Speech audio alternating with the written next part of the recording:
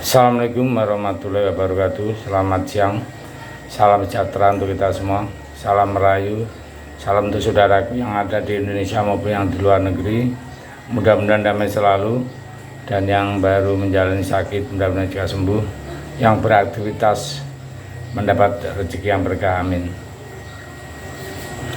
Beberapa waktu yang lalu, anak bapak proklamator kita, yaitu anak Pak Soekarno yang namanya Guntur Soekarno Putra, beliaunya menulis dan mengutarakan pendapat mengenai kondisi peta sosial politik pasca pemilu 2024 yang akan datang, yaitu garis besarnya PDI Perjuangan sebaiknya melalui Kongres Luar Biasa atau KLB mengubah struktur organisasinya dengan menempatkan Jokowi yang sudah selesai tugas kepresidenannya tidak menganggur di Solo sebagai warga biasa, melainkan justru ditetapkan sebagai Ketua Umum PDI Perjuangan, menggantikan Megawati Soekarno Putri yang saat itu memasuki usia 77 tahun. Sangat bijak bila Megawati Soekarno Putri diberi posisi strategis sebagai Ketua Dewan Pembina PDI Perjuangan dengan tetap mempunyai hak prerogatif sebagaimana semula. Pendapat penulis tersebut ternyata viral di dalam dunia sosial media politik ya. Nah, sekarang ini terjadi perubahan yang sangat drastis. Ini pendapat Pak Guntur Soekarno Putra yang disampaikan dengan melalui tulis, dan saya sebagai istilahnya penyampai saja ya. Jadi kondisi yang berantakan ini berawal dari putra-putra Jokowi, yakni Gibran,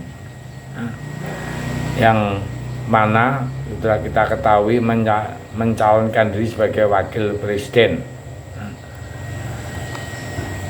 dan yang satu lagi yaitu Kaisang, Ketua Umum PSI, Partai Solidaritas Indonesia. Kejadian tersebut membuat kalangan politisi, tokoh-tokoh partai dan lain-lain menjadi kacau. Senior-seniornya kecuali PDI Perjuangan yang tampak siap menghadapi situasi apapun.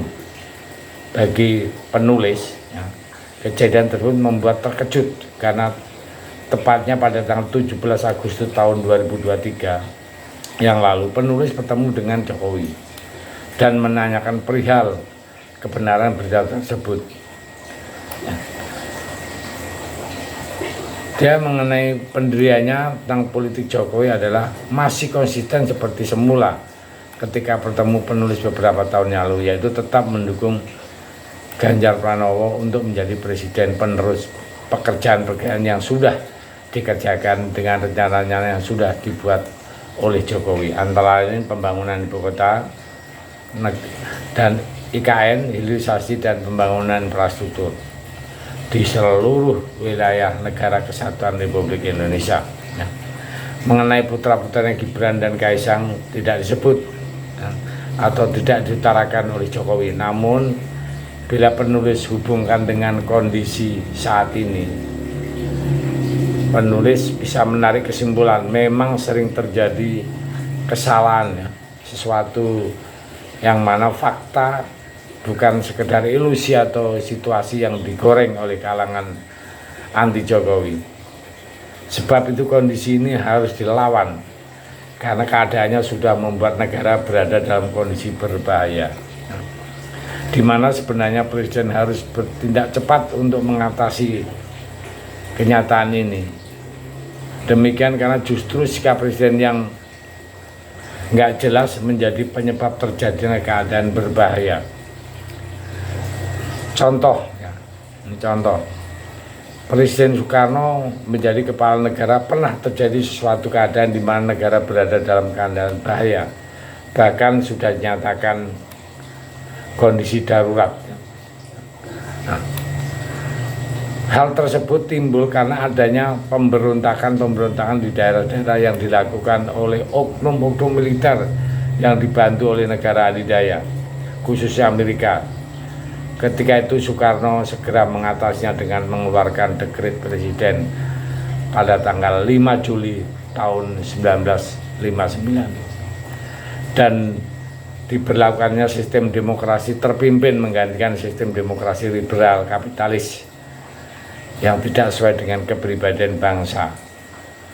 Pada tahun 1963 mereka lagi-lagi mencoba mendongkel Presiden Soekarno dengan jalan mempengaruhi Majelis Permusyawaratan Rakyat Sementara atau MPRS untuk mengangkat Soekarno sebagai Presiden seumur hidup melalui TAP MPRS nomor 3 Romawi tahun 63, yaitu langkah yang tampaknya mendukung Soekarno akan tetapi sebenarnya menikam Presiden Soekarno dari belakang. Dengan ada tindakan tegas dari Presiden Soekarno waktu itu, beransur-ansur kondisi berbahaya dapat diatasi bertahap demi bertahap, bahkan akhirnya negara dalam keadaan dengan SOP yang bagus ya, dan dicabut untuk kondisi saat itu. Nah, sekarang kita bicara ya, itu kan jalan yang ditempuh oleh Soekarno, nah, sehingga istilahnya mempunyai gerak cepat mengatasi negara. Nah, situasi yang ada yang tidak berkembang menjadi chaos ya, maka saat ini seluruh potensi kaum patriotik ya, tidak peduli dari kalangan politisi, pedagang, seniman, generasi muda, bahkan kalangan keagamaan apapun agamanya harus menyampaikan segala macam kejadian-kejadian tetek bengek. Curahkan pikiran, energi kita, jangan habis karena intrik-intrik politik ya. Kita harus bisa memenangkan Ganjar Pranowo sebagai presiden dan Mahfud MD sebagai wakil presiden. Masalah lain dan hal-hal yang tidak perlu sebaiknya dilupakan dulu dan fokus pada perjuangan patriotik mempertaruhkan nyawa agar Ganjar Pranowo menjadi presiden Republik Indonesia dan Mahfud menjadi wakil presiden Indonesia. Kenapa hal ini diserukan oleh Guntur Soekarno Putri? Karena hanya dengan melalui Ganjar lah ya, satu jembatan emas yang harus patriotik tempuh ya. Jembatan emas menuju tahun 2045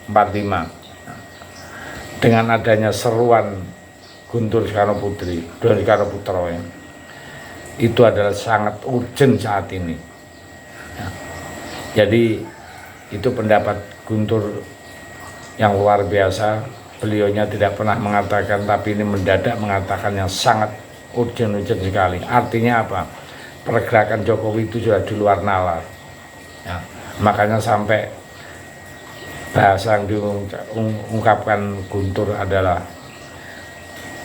jangan terjadi friksi-friksi, satukan dulu memenangkan Ganjar Pranowo karena akan bisa melangkah menuju NKRI yang lebih baik dan lebih maju untuk menuju Indonesia Mas. Saya pikir itu. Terima kasih. Merdeka.